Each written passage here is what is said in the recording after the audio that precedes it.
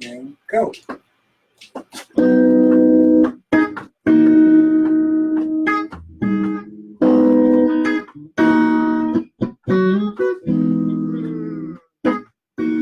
wants me to sing this, y'all. Yeah. Sing. This is our fork in the road. Love's last episode. There's nowhere to go. Whenever you call me, I will be there. I'll be around. Is that my friend Anthony Williams joining? Yes. Anthony, what's up, buddy? Welcome to the Doris Hall James Indie Show. This show provides a platform to showcase an artist's musical journey. This afternoon, our guest is the legendary Herb Smith. Herb Smith has performed with many of the artists, the greatest of the artists, I should say. He's been around for a while, and today I have the pleasure of having him here on this show. Welcome, Herb. Thank you so much. Good time. This is amazing. Yes, and thank you for accepting my invitation and being with us today here on a Saturday. I want to thank you for that. You're quite welcome. Absolutely. Now, what we do here, we take a musical journey. We go from the beginning of your career until the present. And Facebook family and friends will follow you along with your journey. Okay. How does that sound? It sounds great. Okay, Yeah. so are you ready for us to travel with you? Absolutely. Okay, let's begin. Tell us how all this began, when and where and how. Wow. Okay. Wow. All right. I've been playing guitar. Well, I'm 64 now. I love telling my real age. I've been playing guitar since I was 9. And I got my first electric probably around age 10, which is 1964. At that time, my mom had me in private school. So she had me in a school in upper state New York. Okay. All white kids. I got introduced to the Beatles through them. I had the guitar, I had the ear, I could listen and cop stuff off the radio. So that band was really it was this launching point for me. George Harrison was a big influence. And then I listened to other guitar players, other jazz cats. I love Nat King Cole. And I could sing, but I was really more copying stuff off the radio. Got kicked out of school, got in a fight over there. And I ended up back in Southwest Philly, which was great. It was great. I came back and I'm like this black kid I had an afro before everybody, really, because I was trying to hang with the white boys up there. Long hair. This is 1965, I guess, 66. And we lived in Southwest Philly, which was the best place to live for music. Okay, yeah. And with me playing and having this ear, I ended up I did an audition for this guy, Jake Francis. He was right there on Cedar Avenue off of 58th. And he was putting a band together. The year had to be 1967. And I came down there, and back then everybody could play the James Brown chord, which was this. Every guitar player could do it. And so I walked in, there was about 10 guys with guitars. And anybody who plays guitar will know this. Back then we had a bunch of Japanese, they were cheap guitars, really then. And so guys thought it was more important to have 1 million pickups. These are the pickups. Yeah. You can relate to this, right? Yeah. So I walk in and he's like, oh, you got 3 pickups. I got 4. I was like, cool, So we were playing, and Jake said, all right, cool. We did James Brown. Let's do some Smokey Robinson. Oh, I love him. And they all washed out because nobody knew how to play the major 7 chord. You're the guy. So now at 13, I'm in a trio band. Now, the thing that's amazing back then, in West Philly, everybody had a singing group that needed to be backed. Because you have to understand, back then, Motown and all of that was going on, and the Philly sound was really just coming in. So we had a lot of wannabe singers and that needed a band. So it ended up being called the Mellow Men. Jimmy Towns was older than us. He was our bass player. Jimmy Towns is Jazzy Jeff's brother, big brother. That's my boy Jimmy. What's up? So He's not. He lives around the corner from you too. He's not far from here. Send him a. Yeah, I'll send him a thing. You need to talk to him. Okay. Anyway, so we were rehearsing. We evolved out of Jake, and we ended up getting a drummer named Billy Little. Billy Little is the brother-in-law to T Life. Okay. T Life married Billy's sister. All right. In fact, when we met Billy, it was at this place called Hotel Philadelphia that used to be on Broad and Vine. Mm-hmm. And I remember going down there with Jimmy. Jimmy Polders got us a gig down there, and Jake was on drum, but they were getting ready to let Jake go. They were having differences. I don't know what was going on. And we saw Billy playing. Billy was 12, and he was mean. And so next thing you know, I come to rehearsal, Billy's now the drummer. And so it all evolved from the Mellow Men. That's why I want to tell the story. That's a very important part of my career. We had this three-piece band, Mellow Men, me, Jimmy Towns, and Billy Little. And we used to go around backing all these wanted-to-be singing groups. And because I was the chord guy playing guitar, we didn't have a keyboard player. And the synthesizers weren't out then. Mm-hmm. So those Motown records had little string lines that you had to cop, plus keep the rhythm on guitar. So you jump off of one thing and grab this one thing that was important in the record to accent that. And it just taught me about chord inversions, playing in different things. And it just evolved. So high school, I remember this is an integral part. I got to tell you this. At 15, Jimmy somehow got us an audition with this guy who had a record coming out. The group was called The Intrigues. Intrigues. Al is his name. Hey, Al, what's up? The Intrigues. And they had this record coming out. And they came to Jimmy's house and listened to me and Jimmy. They were thinking about taking me, Jimmy, and this other drummer they had named Hoppy. He was a good drummer, and making us the rhythm section. So they wanted to put me on the road at age 15, and they had a hit record. The record hit. I declined on it because I wanted to stay in high school. I wanted to finish school. Okay, so fast forward, finish high school, get out. I'm playing around town, different bands. I was never really. Jimmy went off to Vietnam in 1970, so he got drafted. I was brokenhearted. Then I ended up playing with. Billy Little got me a gig with this cat named Derek Graves, who is my boy. He's my dentist. Great bass player. Okay. He's an important part of my career too. Okay, so this is 1970. The summer of 1970, we had this band. We used to go up Derek's house in Germantown and rehearse. And it was a great band. It was me, Derek, Billy, this cat named Sparky on trumpet, and Harold Watkins on trombone. And Harold plays with the Tramps now. He ended up with the Tramps. But so we had that summer and we were kicking. And all of a sudden the band disbanded. The horns quit. I was brokenhearted, man. Mm. The horns left. And we just ended the band, moved the next phase. Around this band with Bobby Cook, the Sons of Satisfaction. And I'm still in high school working every weekend with him. He had a 4 or 5 piece band. And we'd do all the little club circuit. Mm-hmm. You have to understand, Philly back then was full of places that had live music, which is what really built this career. Yeah. So did that for about a year, maybe 2 years. In 1972, ended up with Frank. Is that being recorded on the thing? A live interview. All right. Well, in any event, you want me to continue? Yes, please okay. do. All right. So 72, I ended up with this guy his name is Frank Bay now. Frank Bay is you know Frank Bay? Yeah. Well, his name back then was Frank Bass. So we ended up playing with him. He played at this place called the Living Room. And it was on the living room. Living Room used to be on 13th and off. Okay. And T Life had mentioned that because he played down there with Frankie Beverly and them. So Frankie Beverly back then they were doing cover stuff, and T was in that band. So was Billy Little in that particular Frankie Beverly and Ross. So Billy Little was T's brother-in-law. Yeah. Okay.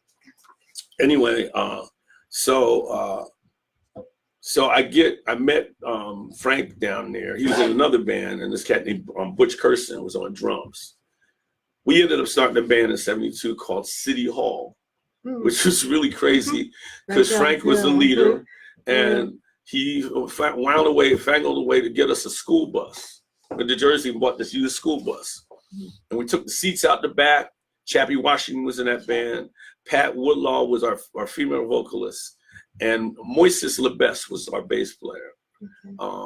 And Butcher on drums and Frank. Hey, Larry.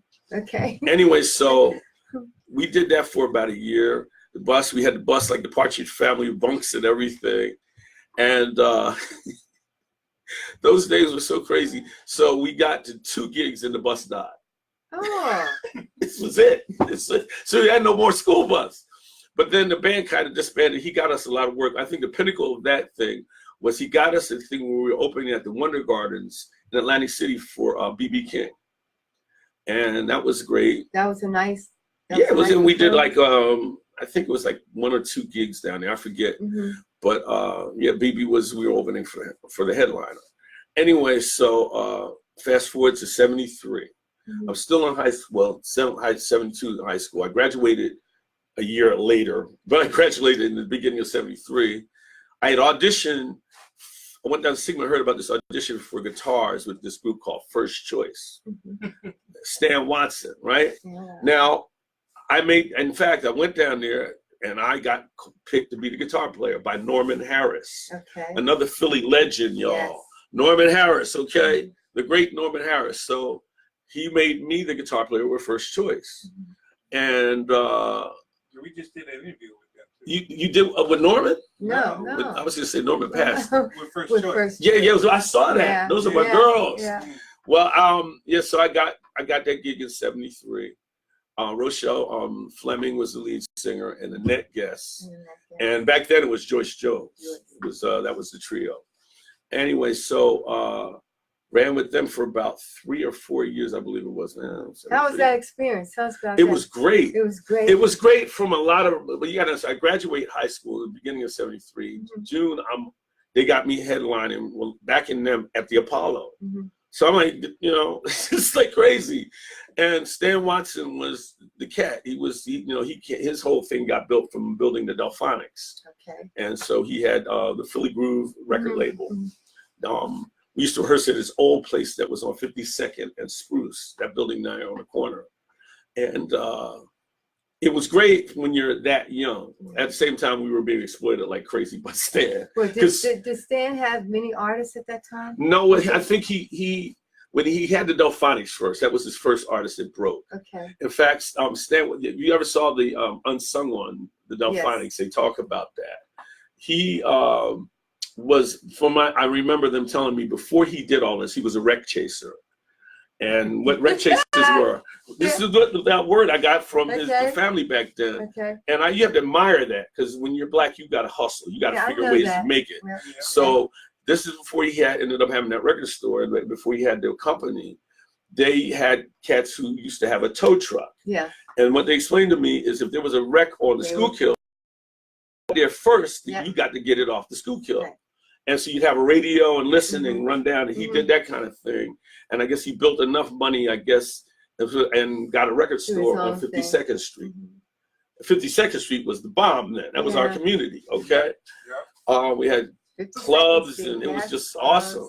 Clothes, everything was there. Because we were like, basically, because we were still kind of a segregated community. It wasn't like it is now.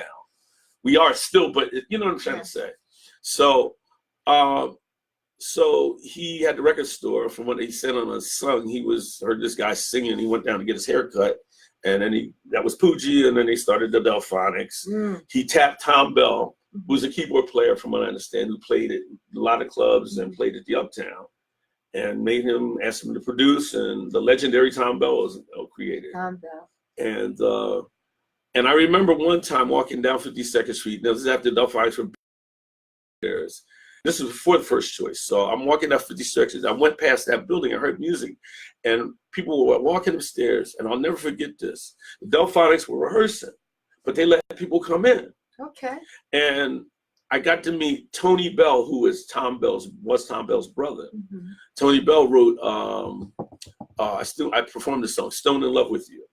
Okay. Yeah. By Stylistics. By Stylistics. Okay. Tom Bell produced and brought that group about. And I know from what I understand the history of how that went down.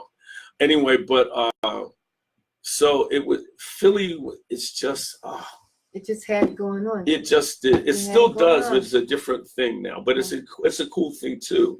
But back then it was all central. So that led to I got the gig in '73. Lasted with them until the fall of '75. I left them to try to go to college. Did it for one semester. '76 rolls around. I get a job as a guide guard at the Franklin Institute. Save my money. And my boy Butch Curson, who was our drummer with that one band, he's a contractor. I said, I want to build a studio in my house. Came over, helped me put it together.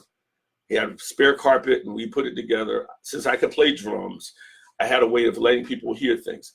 My friend Derek Graves, I always give you a lot of credit. He's a dentist, by the way. He's a great dentist. Spectrum Dental place. It's up there in Chestnut Hill. He's my dentist now. He gives me a call. Yo, Herb, this guy, Dexter Wanzel, has this record out. It's 1976. He needs a band. You want to be in it? I said, what's the record? Life on Mars. I said, whoa, I heard that record. Sure. So we get together. I kiss up to Dexter on the phone. I said, man, what do you need to rehearse? He said, I don't have a place. I said, you can rehearse at my house. Okay. Said they had rehearsal over my mom's house. And I never forget this. Out the cab coming in my house. Oh, wasn't that something? And it blew my mind. She's a legend. She's still a legend. She is a legend. Anyway, so I did that, played with her, played with Dexter NG, and the band was awesome. Billy Johnson on drums, me on guitar, Derek on bass. Derek, what a bass player. And we had this cat named Steve Gold on keyboards and second keys, and Bobby Malik, the great Bobby Malik on saxophone, and Al Harrison on trumpet. It was a great little unit, so that was a great experience. And so I did that for about, I guess, from '76 to '79 somewhere.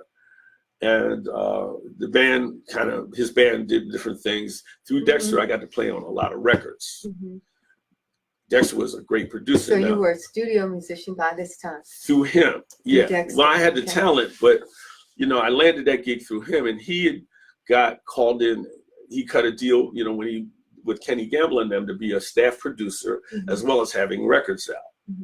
So he had both things going on because Dexter has this musical genius thing going on. He could do anything. He could write scores for strings and plus play keyboards. He was down with synthesizer before a lot of people were. So I understand he used to get the call to be the guy to do synths. In fact, he ended up in a band before he got the deal.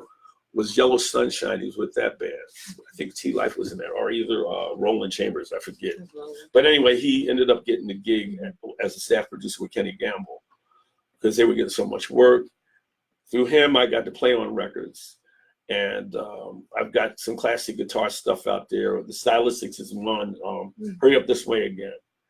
There's that guitar part, ding, ding, ding, ding. Dexter let me kind of come up with that in the studio.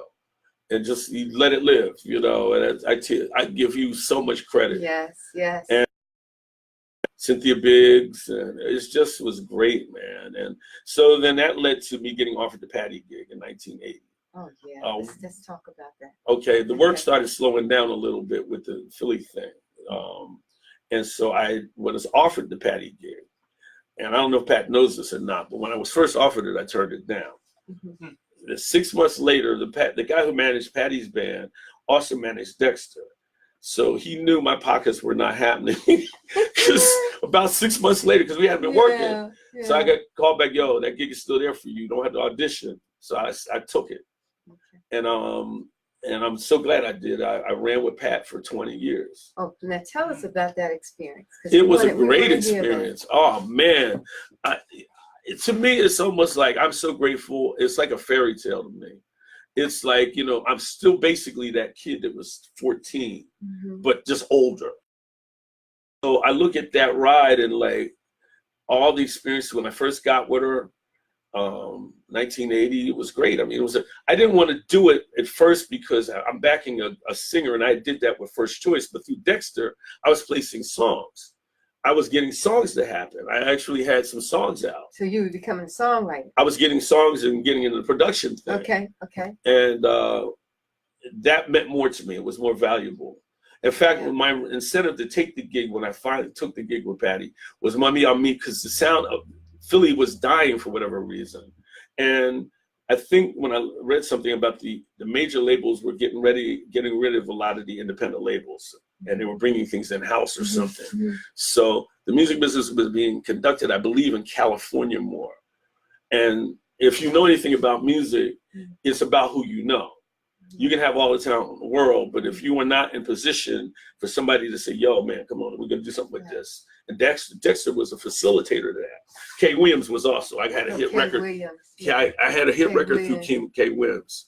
He got me a hookup with these producers. This jockey, right? No, his son, Kay Williams Jr. Oh, Jr. was into music, but the father was the DJ. Yeah, Kay Williams Jr. played keyboards with Breakwater. Okay. And through him, I got to land a couple songs in New York, which I didn't get paid well for. But I had one that went number 10 R&B with this group called Change in '83. But yeah, it was actually after Luther. Okay. He had left, and so the other singer they had. But it's a great record. It's called This Is for the Very Best in You. Anyway, so got the Patty gig, and just moved on, and the songwriting thing, kept writing songs, but I could never figure it out. I had 2 songs on Patty too.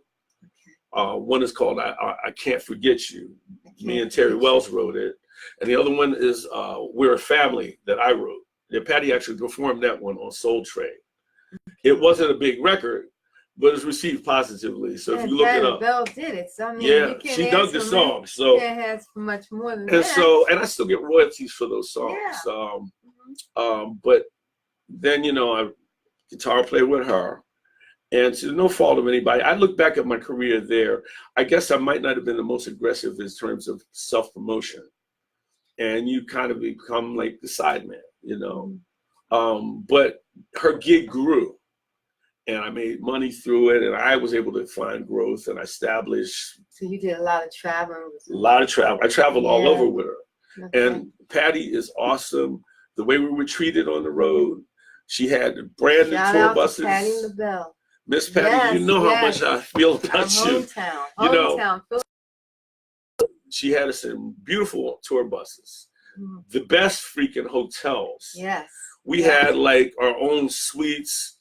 When I look back at that, I'm like, it's crazy, because we had like when I was in Vegas, I'm freaking staying at Caesars, and I have a freaking jacuzzi. I mean, it was nuts. So you can lose your perspective on reality. But one of the things I'm proudest of, y'all, is even when I was doing that, I had a connection with the truth of what my real existence is. Because if you're just working with one artist and you're getting the treatment, what happens if the artist pulls you away? And there's a thing on Netflix, a documentary. It's called Hired Gun. I tell every musician to go check this thing out, because Hired Gun. It's on Netflix. It's talking about the backing musicians who get the big gigs. Okay. And it's really interesting, and there's a couple sad stories in there. When you are in that light doing this, things are coming your way. You're meeting girls. All this stuff is coming. You're just really a cat playing guitar. And you're a good cat playing guitar, but so what? You're a tier 2. Are you feeling what I'm saying? So if you can keep it in perspective and not lose your truth, you can make this thing work for you. So Patty was awesome. The gig ended for me. I got fired twice before, and I'm not saying I did anything really wrong, but it doesn't matter. It's disagreements. I was fortunate. I got called back in both times previously.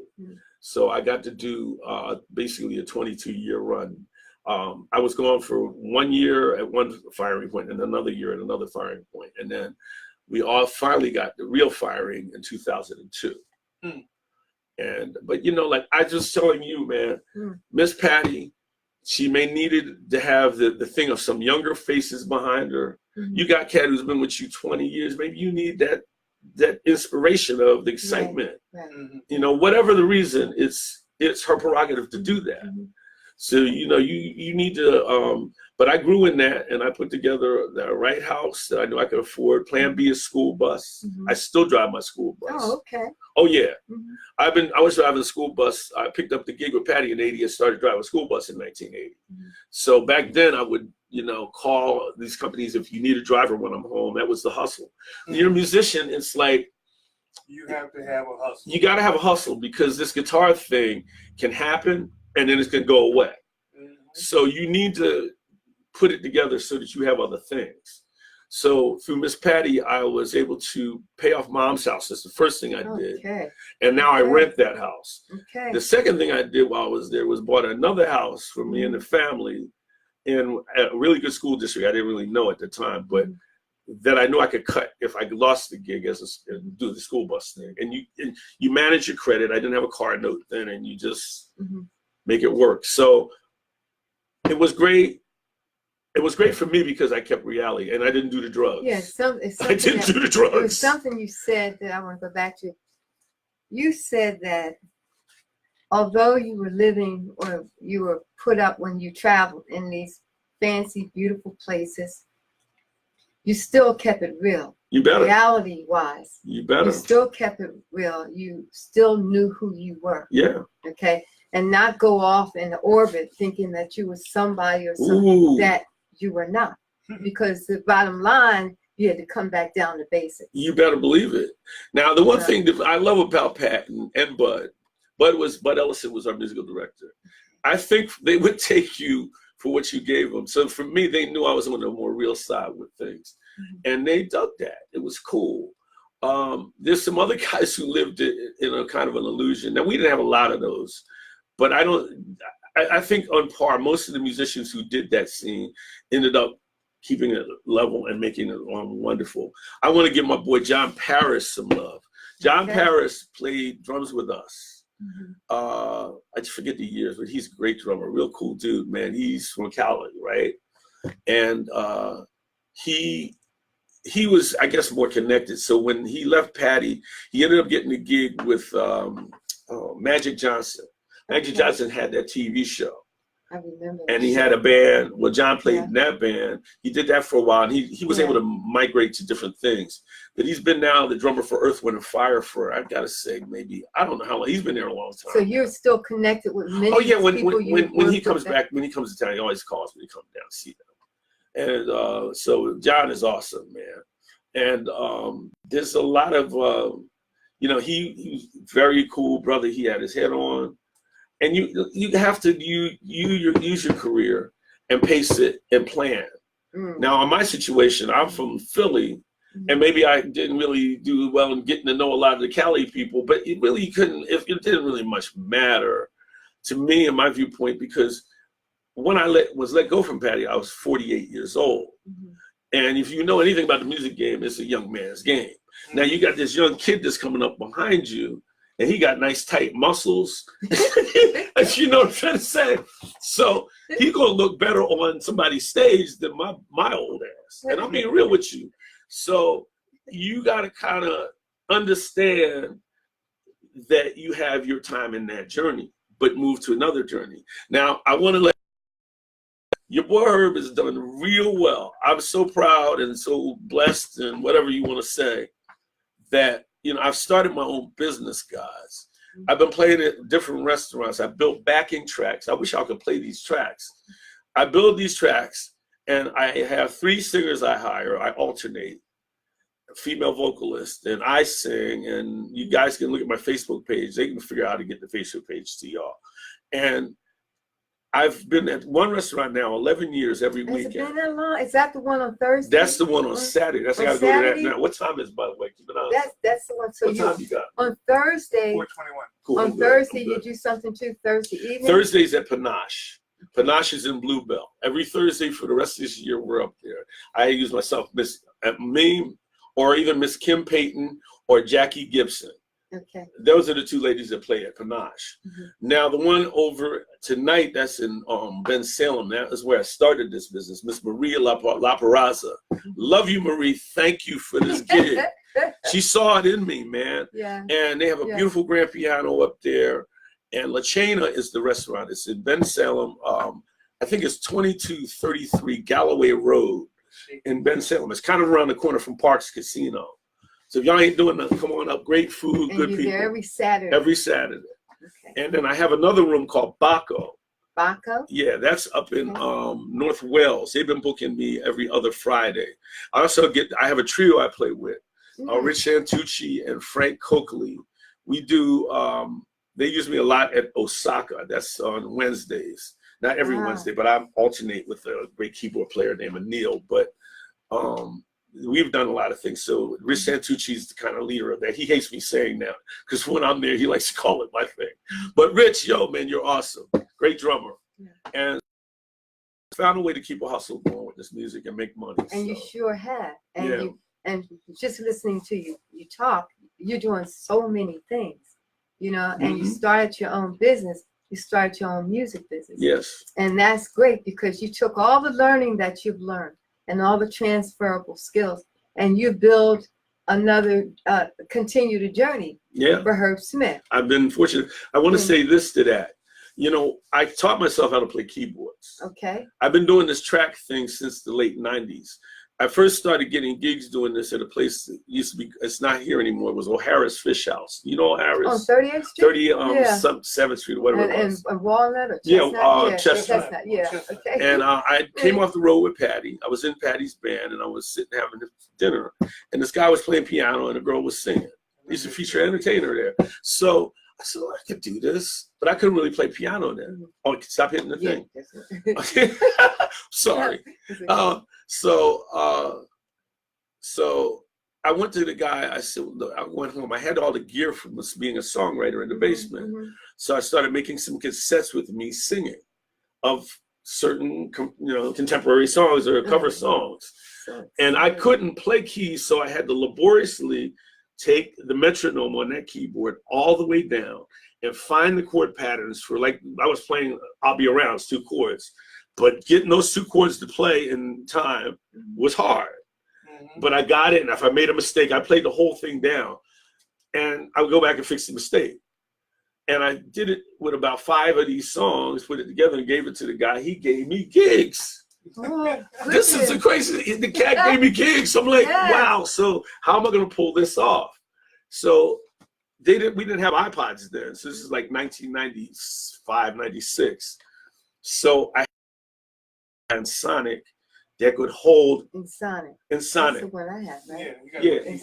It was an SD1. Right. Okay. So it had floppy disks. Yes, I have. You have the same one. I have it at home. Okay, so this thing would hold like 8 songs at one time. So this is the funny thing. So I play drums too.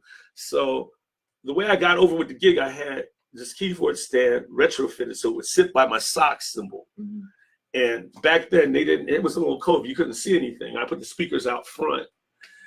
And I would hit the play button and the thing would count and I would play drums to it. Okay. And so the first gigs I did with a girl singer. And the floppy would hold 8 songs. You get done the 8 songs, I'll be like, you got to talk, baby, talk. I get the floppy and load the new one in, and I'm like waiting, And so it evolved where I ended up getting gigs over there, and I'm off. This is while I'm off with Patty, and I got my man Stan Davis Sr. Stan Davis Jr. is an awesome musician. His son is too, but Stan's a great keyboard player, and he can sing. So what we would do was we called the thing Split Images, me and him. And split image. And so we would go in together and never rehearse. Because what would happen is I'd hit the button and he would act like he's playing the keyboards and sing background. And then when it was time for him to sing, he played live and I'd back him on drums. We got all kinds of gigs doing this. And so I go back out with Patty. Always a way to get it done. So technology, and then I got the gig with Miss Patty ended in 02, and I was with some wedding band, and the one singer, Pam Russo, pulled me into La Chena to do a duo with her. It's probably 2007, and the rest is history. So I talked to Pam the other day. Hey Pam, what's up? You should interview her too. Let me say hi to our Facebook family, okay? Now, we have John Miller. Hello, John and George and Matt and Devin, Jessica, hello. Hi, Marcy. That's Marcy. What's up? Is that Marcy Francis? Yes. Hey, Marcy. Marcy. What's up?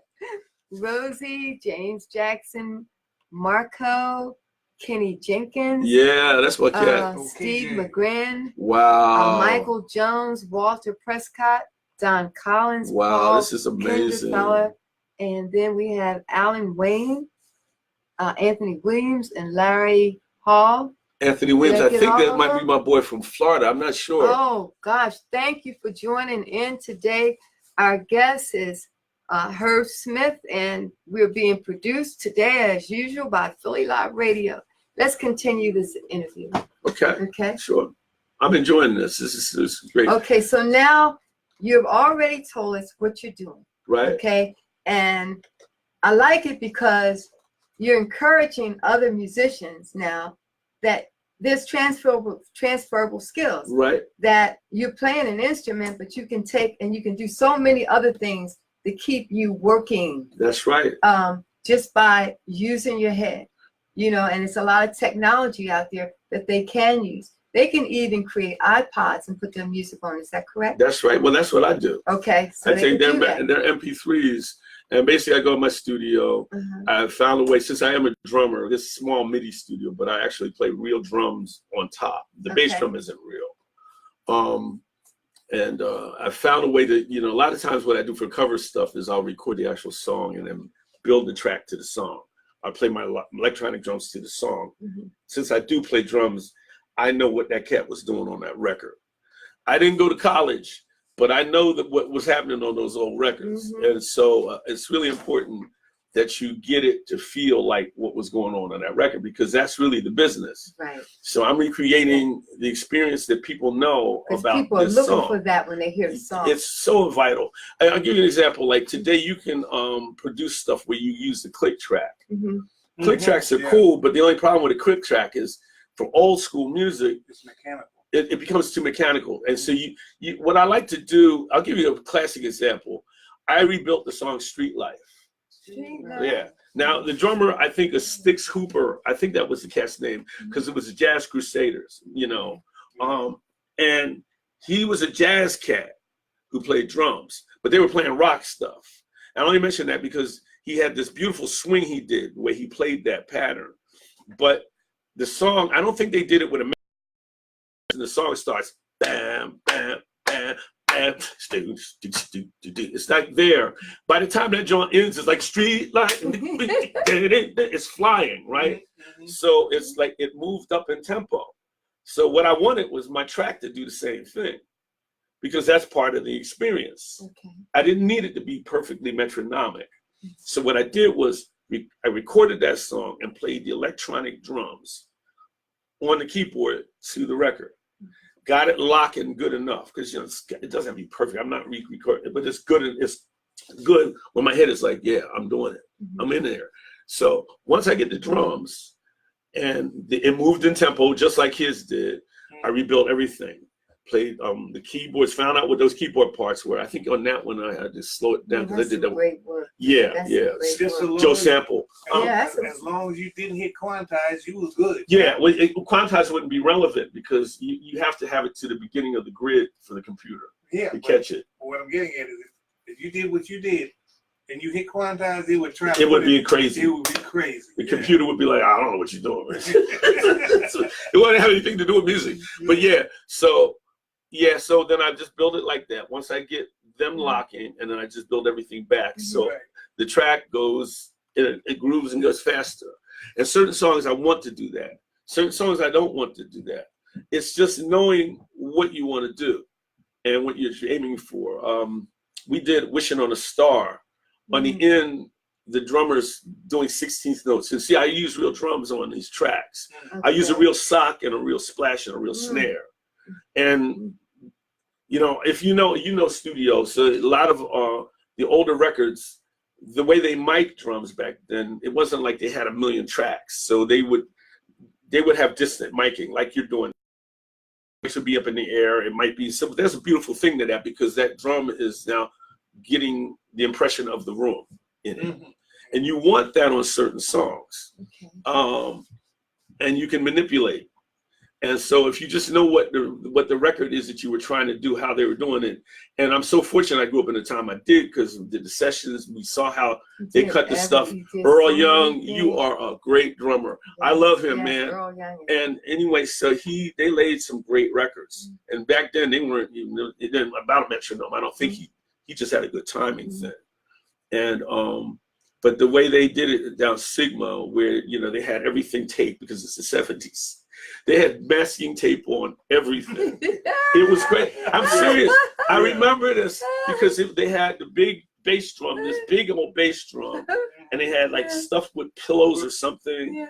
But the way they got that sound, they would mic the snare on top, and they had another mic underneath the snare. But they had this big dish snare, and they would tune this thing. It would be like it had nothing to do with what you would do live. Yeah.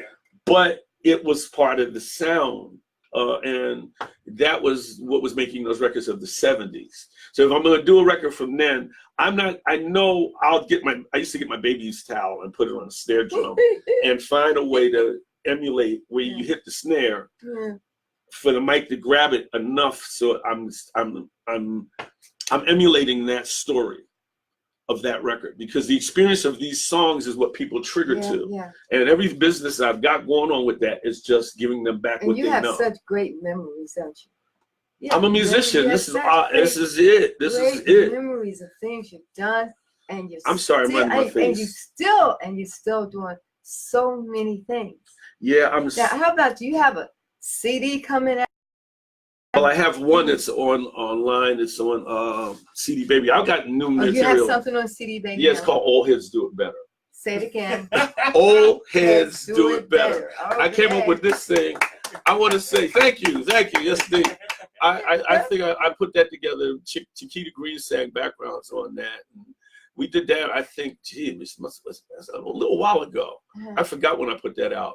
But that was when the internet was started putting records out, and I wanted to test it. I didn't make a lot of money, but I got some royalties. People seem to like it. And I have more songs. This is another thing I want to talk to you about. I have plenty of songs. But with this internet and Spotify for a penny for play thing, I have been why put it up? But I got a new CD I'm gonna come up with, but I'm like, why? I might as well focus on doing a cover song, because I'll get paid doing that. Yeah. But these originals, I'm like, where's the money? You gotta do something. You gotta do them. Because you gotta let people know and hear what you can do. You're right. Okay. And you're so creative. You got so much stuff in your head. You gotta get your songs out. You gotta come up with something. We have to come up with something else that, that we can get our music out and keep our music alive. And I understand a penny here and 2 pennies here and 99 cents means nothing. But if you get somebody to just listen, you're right. One of these days somebody's going to listen, and they say, "What's that song that you just put out?" Yeah. The Old Heads Do It Better. Well, yeah, that's my CD. If somebody's going to listen to that one day and say, I'm going to pick this up. Yeah. So that's the hope that I have right now. You're right. You got to, and I am working on a new CD. I do. I put together a second Logic Studio, so I have them running Logic 10 now. So it's crazy. So I got everything. I have. Wait a minute. You love it. Yeah. I have computers in my studio. Okay. And I drove the people at the computer store crazy, and the music store. I'm like, look, man, because I don't have a lot of room in there. I'll show y'all a picture. I said I don't have room for a second keyboard for the new computer. So what I had to do was I went to the place at Mac Sensei up here, and I said, look, is there such a thing as a switcher that I can control both these computers with the same keyboard and mouse? He said, yeah. He got me the switcher that I had to hit the button, and I now have 2 separate displays for each computer. MIDI device. And see, luckily Apple has made computers smaller and more powerful. Yep. So my 2009 is what they call obsolete. I've pushed it as far, but I have like this Mac Tower from back then. But that's what I built my stuff on. I have a whole bunch of plugins compatible. I gotta talk to you about this. So, but the plugins, from what I understand, from that era are something called 32-bit. I don't fully understand that, but it's 64 now. And as far as I'm concerned, they want to make me buy new plugins, and I ain't feeling it. So Because I'm still going to be going in to play the same oldies songs that sound fine on the 32-bit plugins. Well, how about your gigs? Tell me how do you get them? You know what I mean? Do you have an agent? No. What happened with this, as I said, I got lucky. Miss Pam Russo took me into La Chena. And Maria La Peraza, they own this place. It's in Ben Salem. And they also own, she's awesome. She's got a few things she owns. So her husband, from what I understand, Joe, invented the thing in World War II where the planes come down on the aircraft carrier, and the thing that caught the plane, he invents this thing. Ooh. And so he made some cake, right? And they have a strip mall out there. And so she's got like all these different tenants and stuff. This is what I know. And then on the other side of La Chena, on the other side of that long strip mall, is this place called Celebrations, where they put on weddings and stuff. Oh, okay. And so on the other side, when he built this, he put La Chena together for him to have a place to hang, from what they told me. And they've been featuring music. They feature music there. Is it Wednesday, Thursday, Friday, and Saturday? I think it's Wednesday, Thursday, Friday, Saturday. Different musical units. I just happen to be so fortunate that, they dug me, and I've been steadily doing this. So are you going to be performing in the area where we can come and see you?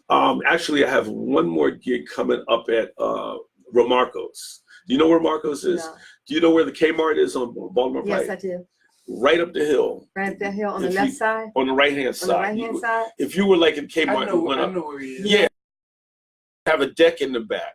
They've been featuring us over there a lot of Sundays. You've seen it. So I can look on the phone and let you know. She just gave me another day. That's next weekend? I don't know if it's next weekend. I have to look on it. I just did it last Sunday. Okay. So I have to look. She gave me another date. So it's in September. I have to see what it is. Okay. Now, one thing we do, because time is growing near. So one thing we do, I wanted to tell you, we have this radio broadcast called Top. Right. It's called Talents of Philadelphia. Okay. And it's broadcast on Philly radio every Tuesday evening at 7 o'clock, right? 7 o'clock. And what we do is we put the spotlight on one of our artists. Okay. Our artists from Philadelphia. Lately, we've been doing a lot of the indie show artists. And we play 3 or 4 songs from them, and we talk about their career. Would you like us to do that? I would love to do what that. songs would you like us to play? Because you've been on so many songs. What songs would you mean the stuff that I did back in the day? Or back in the day, now? What stuff you doing now? Yeah. Well, I could give you some new originals. Okay. But if I'd highlight, I'm proud of all of the music I did. Yes. I played on If Only You Knew with Patty. Yes. But this is before I was in Patty's band. Okay. I was Dexter Wanzel's guitar player. Okay. And Dexter, as I told you, Dexter Wanzel and Cynthia Biggs wrote that song. Okay. So when it was so funny when he had me, I love Dexter. He was such a creative dude, man, because he was kind of a rebel in the studio. He had so much talent that he would when we were cutting If Only You Knew, he said, okay, he had the rhythm section assembled. Me, I think Steve Green on bass, Pete Rudd on drums, and Dexter on keys, right? Yeah. He said, okay.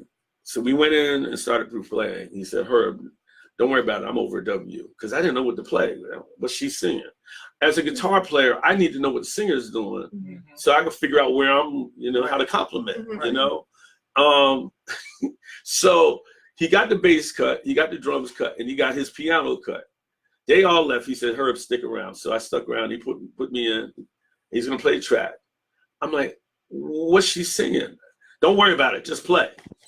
Just play. You said that's what you told me. Melody, you wanted to hear the singing. It didn't matter. I didn't know what Patty was doing. So just play the guitar. Where to compliment or whatever. I'm like, wow. So he put a track up and I just played anything. I played anything. And if you listen to this song, there's parts where there's these George Benson 16th notes that I would never play. But it was I don't know what I'm doing. But I had, he said, cool. All right, now I'm going to do another track. I'm going to show you where to play. I did something like this. I did on one of these. I did. He said, do that. I'll let you know where to do it. So you do it now. Right? And so he put these things in. He plugged them in. And what he did, this is this cat's genius. He listened to the track, or I played anything I wanted, and he took certain things from that track. That's what Gilbert does. And then he kept this one part. If only you knew how much, he kept those things in there. And then when we got to the part where she started, he kept that from the first track. And so I'm like, and it's like I always tell, like I was telling Randy Bowler, who was a great guitar player, I was like, I felt like I needed to explain why there's all this overplaying guitar in that record. But he did it in such a way, he mixed it where you don't really hear it, but I hear it.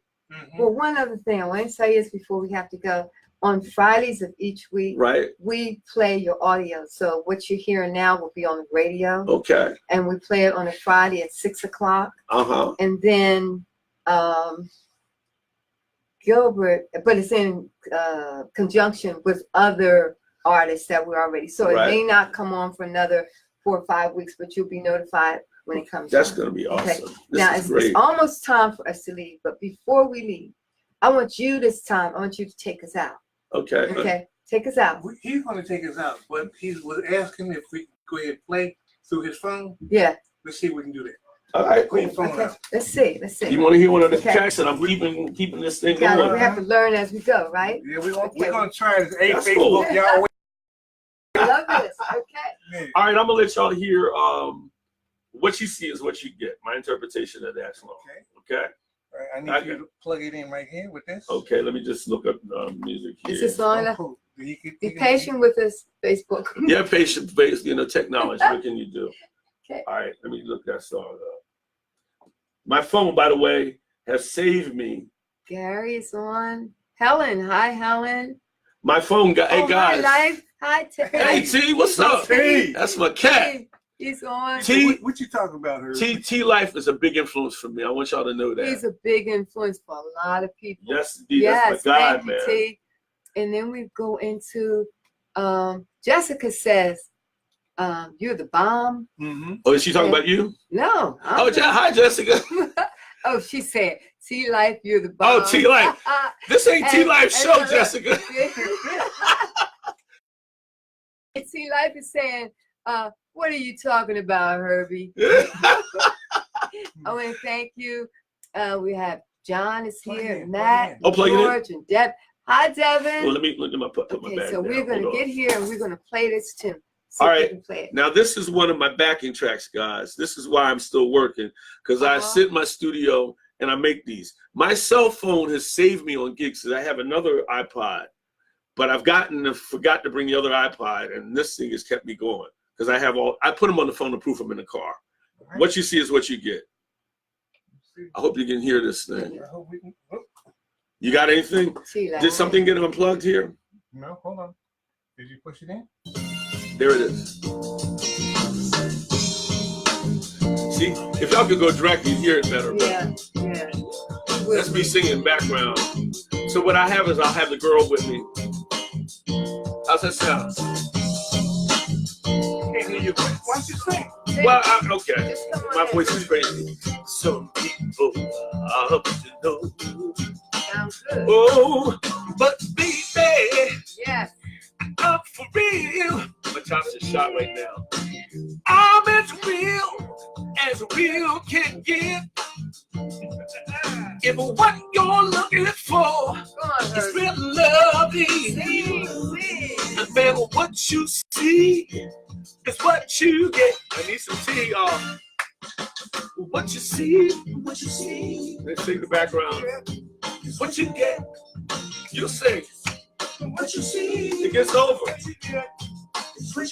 That's real drums, real bass. So this is the track you did. I made this track.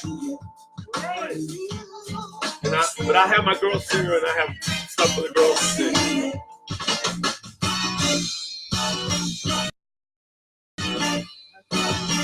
All right. So look at my Facebook page. You'll hear better quality audio. So now Now, if someone wants to fascinate, can you make them a chat? Yeah, but they're gonna cost about $100.